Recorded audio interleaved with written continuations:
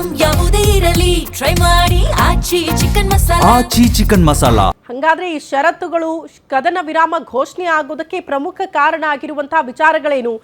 ಎರಡೂ ರಾಷ್ಟ್ರಗಳ ಮಧ್ಯೆ ಈ ರೀತಿ ಒಮ್ಮತ ಮೂಡೋದಕ್ಕೆ ಕಾರಣ ಆಗಿರುವಂತಹ ಅಂಶಗಳೇನು? ಆ ಕುರಿತ ಡೀಟೇಲ್ಸ್ ಇದು. ಹರ್ಮುಜ್ ಜಲಸಂಧಿ ಓಪನ್ ಆಗಬೇಕು ಅಂತ ಭಾರತ ಸೇರಿದಂತೆ ಹಲವು ರಾಷ್ಟ್ರಗಳು ಬಯಸ್ತಾ ಇತ್ತು. ಅದರಿಂದ ಆಗುವಂತ ಲಾಭ ಏನು? ಇಂಧನ ಭದ್ರತೆ ಮತ್ತು ತೈಲ ಬೆಲೆ ಇಳಿಕೆ ಆಗುತ್ತೆ ಅನ್ನೋದೇ ಪ್ರಮುಖವಾಗಿರುವಂತಹ ಲಾಭ. ವಿಶ್ವದ 20% ತೈಲ ವ್ಯಾಪಾರ ನಡೆಯೋದು ಹರ್ಮುಜ್ ಜಲಸಂಧಿಯ ಮೂಲಕ. ಹಂಗಾಗಿ ಅದು ಓಪನ್ ಆಗಬೇಕು, ಅದು ಇರುವಂತ ನಿರ್ಬಂಧ ತೆರವಾಗ್ಬಿಟ್ರೆ ನಿರಾಳತೆ ಅನ್ನುವಂಥ ಭಾವ ಇತ್ತು ಬಹುತೇಕ ರಾಷ್ಟ್ರಗಳಿಗೆ. ಜಾಗತಿಕ ಮಾರುಕಟ್ಟೆಯಲ್ಲೂ ಕೂಡ ತೈಲ ಪೂರೈಕೆ ಸಹಜ ಸ್ಥಿತಿಗೆ ತಲುಪಬಹುದು ಅನ್ನುವಂಥ ಲಾಭದ ನಿರೀಕ್ಷೆಯನ್ನು ಹಲವು ರಾಷ್ಟ್ರಗಳು ಮಾಡ್ತಾ ಇದೆ. ಹರ್ಮುಜ್ ತೆರೆಯೋದ್ರಿಂದ ತೈಲ ಬೆಲೆಗಳ ಏರಿಕೆ ಕೂಡ ಕಡಿಮೆ ಆಗುತ್ತೆ. LPG ಮತ್ತು ಪೆಟ್ರೋಲ್ ಡೀಸೆಲ್ ಯಾವುದಕ್ಕೂ ಕೂಡ ಅಭಾವ ಇರಲ್ಲ ರಾಷ್ಟ್ರಗಳಲ್ಲಿ ಅನ್ನುವಂತಹ ವಿಚಾರಗಳನ್ನ ಇಲ್ಲಿ ನಾವು ಗಮನಿಸಬೇಕಾಗುತ್ತೆ. ಈ ಬಗ್ಗೆ ಮತ್ತಷ್ಟು ಡೀಟೇಲ್ಸ್ ಅನ್ನ ಪಡ್ಕೊಳ್ಳೋಣ. ಡಿಜಿಟಲ್ ಎಡಿಟರ್ ದಿಲೀಪ್ ನೇರ ಸಂಪರ್ಕದಲ್ಲಿ ಜಾಯಿನ್ ಆಗ್ತಿದ್ದಾರೆ. ದಿಲೀಪ್, ಬಹುತೇಕರು ಅಂದ್ರೆ ಭಾರತ ಸೇರಿದಂತೆ ಹಲವು ರಾಷ್ಟ್ರಗಳು ಎದುರು ನೋಡ್ತಾ ಇತ್ತು ಯುದ್ಧ ಕೊನೆಗೊಳ್ಳಬೇಕು, ಹರ್ಮುಜ್ ಜಲಸಂಧಿಗೆ ಇರುವಂತಹ ನಿರ್ಬಂಧ ತೆರವಾಗಬೇಕು ಅಂತ. ಹರ್ಮುಜ್ ಜಲಸಂಧಿಯಿಂದ ಆಗುವಂತಹ ಲಾಭಗಳೇನು? ಯಾಕಿಷ್ಟರ ಮಟ್ಟಿಗೆ ಒತ್ತಡ ಜಾಸ್ತಿ ಆಗಿತ್ತು ಅಮೆರಿಕ ಮೇಲೆ ಅಂತ? ಮತ್ತೆ ಇನ್ನೊಂದು ಪ್ರಶ್ನೆ ಇರೋದು, ಕದನ ವಿರಾಮ ಘೋಷಣೆ ಆಗೋದಕ್ಕೆ ಅಮೆರಿಕ ಮುನ್ನೆಲೆಗೆ ಬರುತ್ತೆ ಅಂತ ಅಂದ್ರೆ ಅಮೆರಿಕಾಗೆ ಅರ್ಥ ಆಗಿತ್ತಾ ತನ್ನದೇ ನೆಲದಲ್ಲಿರುವಂತಹ ನಾಗರಿಕರು ಕೂಡ ಒಂದಲ್ಲ ಒಂದು ದಿನ ದಂಗೆ ಹೇಳ್ತಾರೆ ಈ ನಡೆಗೆ ಸಂಬಂಧಪಟ್ಟಂತೆ, ಹಂಗಾಗಿ ಶಾಂತಿ ಒಪ್ಪಂದ ಬಯಸ್ತಾ ಇತ್ತ ಅಮೆರಿಕ ಅಂತ? ಜೊತೆ ಏನಂದ್ರೆ ಹರ್ಮುಜ್ ಜಲಸಂಧಿ ಏನಿದೆ, ಈ ಒಂದು ಯುದ್ಧ ಶುರುವಾದ ದಿನದಿಂದಲೂ ಈ ಒಂದು ಹರ್ಮುಜ್ ಜಲಸಂಧಿ ವಿಚಾರ ಪದೇ ಪದೇ ಪ್ರಸ್ತಾಪ ಆಗ್ತಾನೆ ಇದೆ.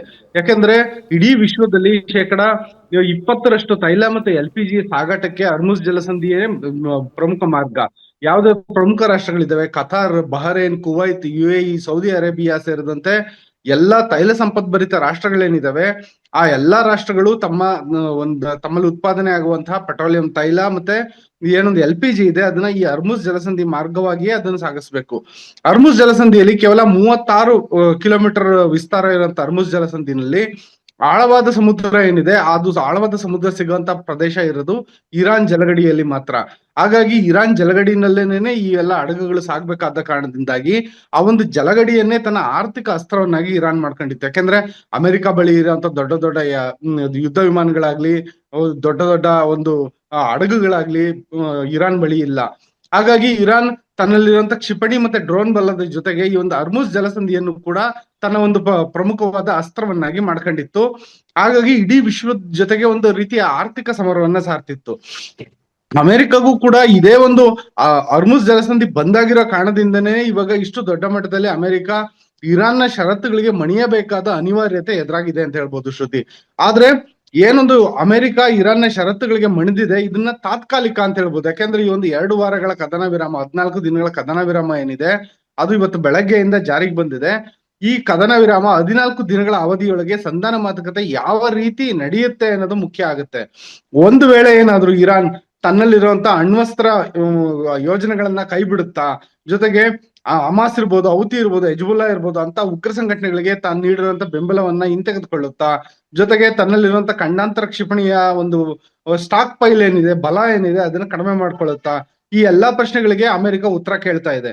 ಈ ಎಲ್ಲಾ ಪ್ರಶ್ನೆಗಳಿಗೆ ಉತ್ತರ ಸಿಕ್ಕದಂತ ಸಂದರ್ಭದಲ್ಲಿ ಅಮೆರಿಕ ಈ ಒಂದು ಕದನ ವಿರಾಮ ಇನ್ನಷ್ಟು ದಿನಗಳ ಕಾಲ ಮುಂದುವರಿಸಬಹುದು. ಆದ್ರೆ ಈ ಮಧ್ಯೆ ಇಸ್ರೇಲ್ ನಿಲುವೇನಿರುತ್ತೆ, ಯಾಕಂದ್ರೆ ಇಸ್ರೇಲ್ನ ಅಸ್ತಿತ್ವ ಇರಬಾರದು, ಇಡೀ ಜಗತ್ತಿನ ಭೂಪಟದಲ್ಲಿ ಇಸ್ರೇಲ್ ಅನ್ನೋ ದೇಶನೇ ಇರಬಾರದು ಅನ್ನೋದು ಇರಾನ್ನ ನಿಲುವು.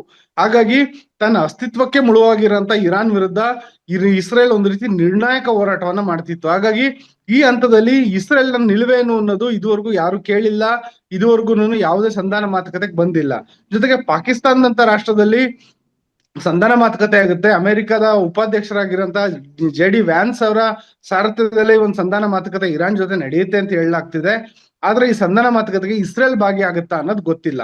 ಅದೇನೇ ಇರ್ಲಿ, ಒಟ್ನಲ್ಲಿ ಇವಾಗ 14 ದಿನಗಳ ಕದನ ವಿರಾಮ ಏನ್ ಜಾರಿಯಾಗಿದೆ, ಈ 14 ದಿನಗಳ ಕದನ ವಿರಾಮದಿಂದ ಭಾರತ ಸೇರಿದಂತೆ ಚೀನಾ ಸೇರಿದಂತೆ ಯಾವ್ಯಾವ ಪ್ರಮುಖವಾಗಿ ಈ ಹರ್ಮುಜ್ ಜಲಸಂಧಿಯಿಂದ ಅತಿ ಹೆಚ್ಚು ತೈಲಕ್ಕೆ ಆಶ್ರಿತ ಆಗಿದ್ದಾವೆ ಆ ದೇಶಗಳಿಗೆ ರಿಲೀಫ್ ಅಂತ ಹೇಳ್ಬೋದು.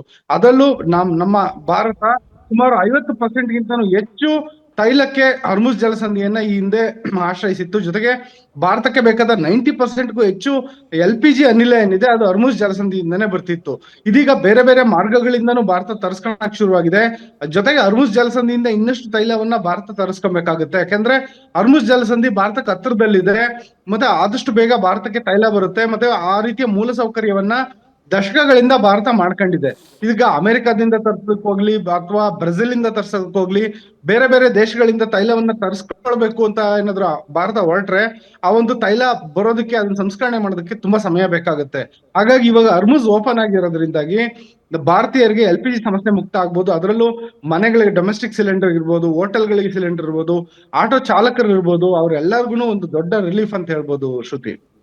ಓಕೆ ದಿಲೀಪ್, ಇದ್ರ ಜೊತೆಗೆ ಇನ್ನೊಂದು ಕುತೂಹಲ ಇದ್ದಿದ್ದು, ಇರಾನ್ ಮೇಲೆ ಸೇಡ್ ತೀರಿಸ್ಕೊಳ್ಳೋದಕ್ಕೆ ಇಸ್ರೇಲ್ ಆಗಾಗ ದಾಳಿ ಮಾಡ್ತಾ ಇತ್ತು. ಬಟ್ ಇದೇ ಮೊದಲ ಬಾರಿ ಅಮೆರಿಕ ತೆರೆಮರೆಯಲ್ಲಿ ಕಸರತ್ತು ಮಾಡ್ತಾ ಇದ್ದಿದ್ದು ಮುನ್ನೆಲೆಗೆ ಬಂತು, ನೇರವಾಗಿ ಇರಾನ್ ಮೇಲೆ ಅಟ್ಯಾಕ್ ಮಾಡ್ತು, ದಾಳಿಯನ್ನ ಮುಂದುವರಿಸ್ತು, ಆ ಮೂಲಕ ಯುದ್ಧ ಮುಂದುವರಿತಾ ಬಂತು. ಬಟ್ ಈಗ ಇಸ್ರೇಲ್ನ ನಡೆ ಏನು ಈ ವಿಚಾರದಲ್ಲಿ ಅನ್ನೋದು ಕುತೂಹಲ. ಯಾಕಂದ್ರೆ ನೇತನ್ಯಾಹು ಅವರು ಇಲ್ಲಿ ತನಕ ಈ ಯುದ್ಧ ಕೊನೆಗೊಂಡಿದೆ, ಕದನ ವಿರಾಮ, ಇದ್ಯಾವುದಕ್ಕೆ ಸಂಬಂಧಪಟ್ಟಂತೆ ಕೂಡ ಒಂದು ಮಾಹಿತಿ ಕೊಡೋದ್ರಲ್ಲೂ ಕೂಡ ಮುಂದಾಗ್ತಾ ಇಲ್ಲ.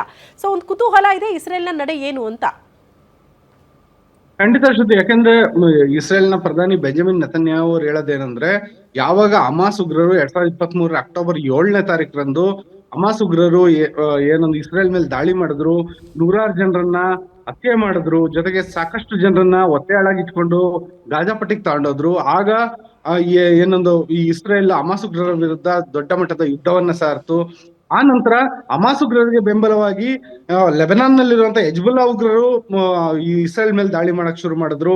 ಆ ನಂತರ ಹೌತಿ ಉಗ್ರರು ಏನಿದ್ದಾರೆ ಯೆಮೆನ್ ನಲ್ಲಿ, ಅವರು ಅಷ್ಟು ದೂರದಿಂದನೇ ಇಸ್ರೇಲ್ ಮೇಲೆ ಕ್ಷಿಪಣಿ ದಾಳಿ ನಡೆಸಕ್ ಶುರು ಮಾಡಿದ್ರು. ಒಟ್ಟಿನಲ್ಲಿ ಏನಂದ್ರೆ, ಈ ಎಲ್ಲಾ ಉಗ್ರ ಸಂಘಟನೆಗಳಿದಾವಲ್ಲ, ಇವೆಲ್ಲಾ ಉಗ್ರ ಸಂಘಟನೆಗಳ ಪೋಷಕ ದೇಶನೇ ಇರಾನ್. ಇರಾನ್ ಏನಕ್ಕೆ ಈ ಉಗ್ರ ಸಂಘಟನೆಗಳನ್ನ ಪೋಷಣೆ ಮಾಡ್ತಾ ಇದೆ, ಏನಕ್ಕೆ ಇಸ್ರೇಲ್ ವಿರುದ್ಧ ಎತ್ತಿಕಟ್ತಾ ಇದೆ ಅಂದ್ರೆ, ಏಕಾಏಕಿ ಒಂದೇ ಕಾರಣ ಇರೋದು, ಅದು ಯಹೂದಿಗಳ ವಿರುದ್ಧ ಇರುವಂತ ದ್ವೇಷ. ಜೈನಿಸ್ಟ್ ರಜೀಮ್ ಅಂತ ಏನ್ ಕರೀತಾರೆ ಇಸ್ರೇಲ್ ನಲ್ಲಿ ಇರೋಂಥದ್ದು, ಆ ಒಂದು ಯಹೂದಿಗಳು ಇರಬಾರ್ದು ಅನ್ನೋದು ಇರಾನ್ನ ಮೂಲ ಧ್ಯೇಯ. ಅದೇ ಕಾರಣಕ್ಕಾಗಿ ಅವರು ಈ ಒಂದು ಉಗ್ರ ಸಂಘಟನೆಗಳನ್ನ ಸಾಕಿಟ್ಕೊಂಡಿದ್ದಾರೆ. ಅವರ ವಿರುದ್ಧ ಇದೊಂದು ನಿರ್ಣಾಯಕ ಸಮರ ಆಗ್ಬೇಕು, ಇರಾನ್ ನಲ್ಲಿರುವಂತ ಇಸ್ಲಾಮಿಕ್ ಆಡಳಿತ ಅಂತ್ಯ ಆಗ್ಬೇಕು ಅನ್ನೋದೇನೆ ಇಸ್ರೇಲ್ನ ಒಂದು ದೊಡ್ಡ ನಿಲುವಾಗಿತ್ತು. ಆದ್ರೆ ಇದೀಗ ಇರಾನ್ನ ಒಂದು ಇಸ್ಲಾಮಿಕ್ ಆಡಳಿತದ ಜೊತೆಗೆ ಅಮೆರಿಕ ಸಂಧಾನ ಮಾತುಕತೆಗೆ ಮುಂದಾದ್ರೆ ಇದು ಇಸ್ರೇಲ್ಗೆ ಯಾವುದೇ ಕಾರಣಕ್ಕೂ ಒಪ್ಪತಕ್ಕದ್ದ ವಿಷಯ ಅಲ್ಲ. ಜೊತೆಗೆ ಇದೊಂದು ಇಸ್ರೇಲ್ಗೆ ಹಿನ್ನಡೆ ಅಂತಾನೆ ಹೇಳ್ಬೋದು. ಹಂಗಾಗಿ ಮುಂದಿನ ದಿನಗಳಲ್ಲಿ ಇಸ್ರೇಲ್ ಇರಾನ್ ವಿರುದ್ಧ ಮತ್ತೆ ಕಾಲ್ ಕೆದರಿ ಜಗಳಕ್ಕೆ ನಿಲ್ಲೋದು, ಯುದ್ಧ ಮಾಡೋದು, ಅದನ್ನ ಯಾವುದೇ ಕಾರಣಕ್ಕೂ ಅಲಗಳೆಯಕ್ ಸಾಧ್ಯ ಇಲ್ಲ. ಮುಂದಿನ ದಿನಗಳಲ್ಲಿ ಮತ್ತೆ ಇರಾನ್ ಮತ್ತೆ ಇಸ್ರೇಲ್ ನಡುವೆ ಯುದ್ಧ ಆಗೋ ಸಾಧ್ಯತೆಗಳು ಇದ್ದೇ ಇದೆ. ಆದ್ರೆ ಅಮೆರಿಕಾಗೆ ಏನಂದ್ರೆ, ಈ ಯುದ್ಧದಿಂದ ಆದಷ್ಟು ಬೇಗ ತಾನು ಹೊರಗಡೆ ಬರ್ಬೇಕು ಅನ್ನೋದಿತ್ತು. ಹಾಗಾಗಿ ಅಮೆರಿಕ ಈ ಯುದ್ಧದಿಂದ ಹೊರಗಡೆ ಬರೋದಕ್ಕೆ ಸಂಧಾನ ಮಾತುಕತೆಗೆ ಒಪ್ತಾ ಅನ್ನೋ ವಿಶ್ಲೇಷಣೆ ಕೂಡ ಕೇಳಿ ಬರ್ತಾ ಇದೆ ಶ್ರುತಿ. ಓಕೆ ದಿಲೀಪ್, ಧನ್ಯವಾದಗಳು ತಮ್ಮೆಲ್ಲ ಮಾಹಿತಿಗೆ.